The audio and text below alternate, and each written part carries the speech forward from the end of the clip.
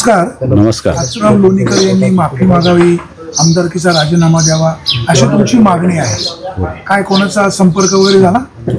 संपर्क कुणाचाच झालेला नाही अजून.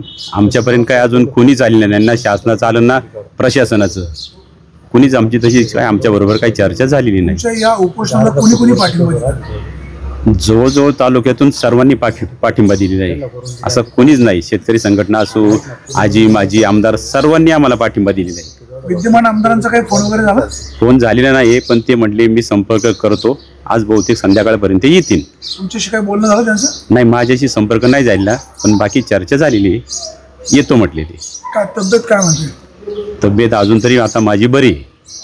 तुमची मागणी काय? आमची मागणी एकच आहे. जे काही तुम्ही शेतकऱ्यांच्या बद्दल बोललेत लोणीकर, त्यांनी आपल्या पदाचा राजीनामा द्यावा आणि शेतकऱ्यांप्रती जाहीर माफी मागावी, एवढंच आमचं म्हणणं आहे.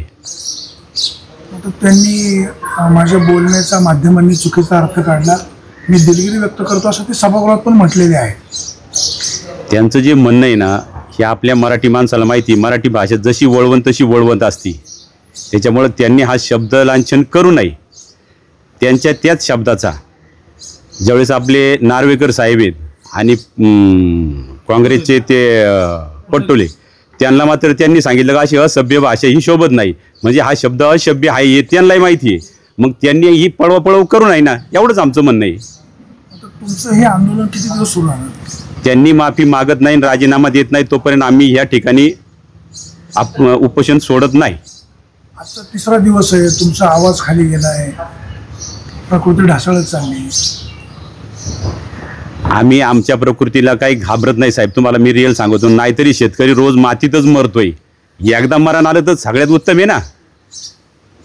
जोपर्यंत ते माफी मागत नाही, आमदारकीचा राजीनामा देत नाही, तोपर्यंत तुम्ही या पुतळ्याच्या खाली उठणार नाही. जोपर्यंत ते आमदारकीचा राजीनामा देत नाही तोपर्यंत या ठिकाणी आम्ही उठणार नाही, हे आमचं आता ठरलंय. नमस्कार. इथं वाघ यांचं उपोषण सुरू आहे. उपोषणाचा आजचा तिसरा दिवस आहे. त्यांची मागणी आहे की बाबा संबंधित आमदारांनी माफी मागावी, आमदारकीचा राजीनामा द्यावा, तोपर्यंत मी माझं उपोषण आंदोलन थांबवणार नाही. हे छोटे धीर आहेत आमचे, निवृत्ती वाघ. हा, आमचे छोटे धीर आहेत, आमच्या साहेबांचे छोटे बंधू आहेत.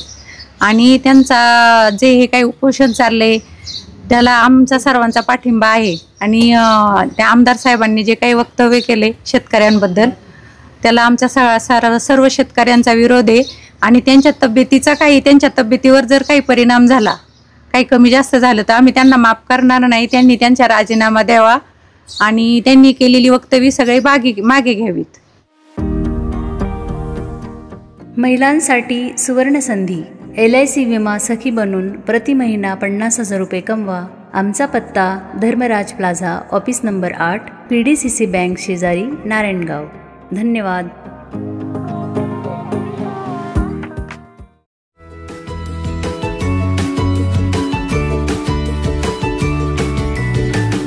बातम्या शेतीच्या, बातम्या मातीच्या, बातम्या अन्यायाच्या, गुन्हेगारीच्या,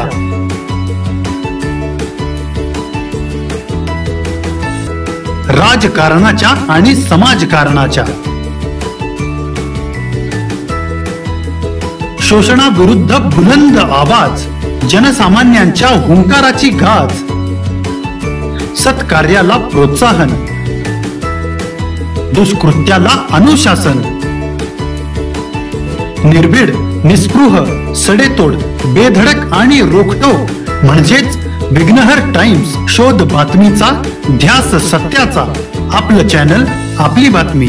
सबस्क्राईब तर कराच, पण बेल आयकॉनवर क्लिक करायलाही विसरू नका.